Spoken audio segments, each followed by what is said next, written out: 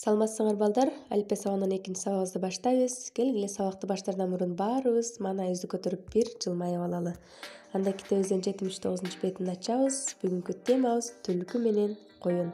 Алгач мен силерге ушул эки жаныбар тууралуу суроо бере кетейин, Балдар айткылачы, түлкү кандай жаныбар? Анын кандай пайдасы жана зыяны бар? Дегенди баарыңар айтышыңар мүмкүн. Түлкү алдамчы, куу жаныбар деп азаматсыңар. Анын бизге көптөгөн зыяны бар. Бирок ошону менен катар анын пайдасы дагы бар экен балдар. Анын биз терисин колдонобуз, А ошол түлкүнү силер көрдүңөр беле? Же болбосо кайдан көрдүңөр?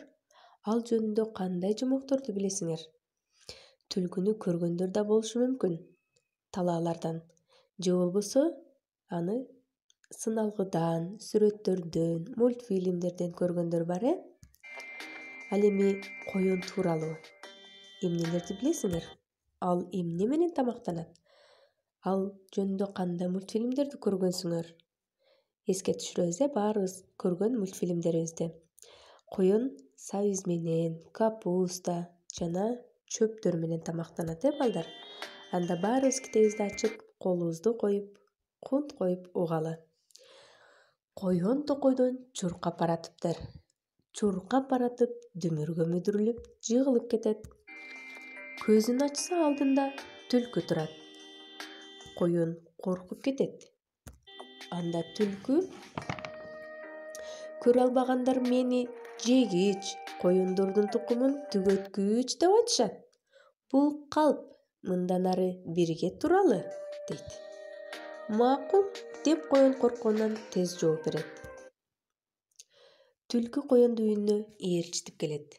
Анан: сен үйдө тур, мен түшкү тамакка бир нерсе таап келейин, дейт. Түлкү бир аздан кийин бир тоок көтөрүп келет. Эт бышканда коюнду тамакка чакырат.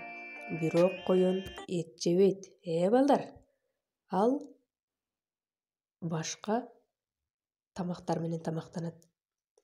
Эртеси түлкү үйдө калып, коюн кетет. Ал талаадан бир кап капуста алып келет. Тамакты бышырып, түлкүнү чакырат. Түлкү жебей коет. Коюн жеп тоюп алат. Түлкү эми тамактанайын деп коюнду желкеден алат. Коюн күчүнүн бардыгынча жулкунуп арам кутулат. Ошондон кийин коюн түлкү менен жолдош болбой калыптыр. Мына балдар, жомок жактыбы силерге? Анда силерге суроо бере кетейин. Коюн менен түлкү эмне үчүн чогуу жашай алган жок? Ал эми алар кандай жаныбарлар? Ушул суроолорго жооп берип, үй тапшырманы аткарабыз, балдар. Силерге тапшырма бул чыгарманы жомоктун мазмунун түшүнүп, ролдоштуруп окуйбуз.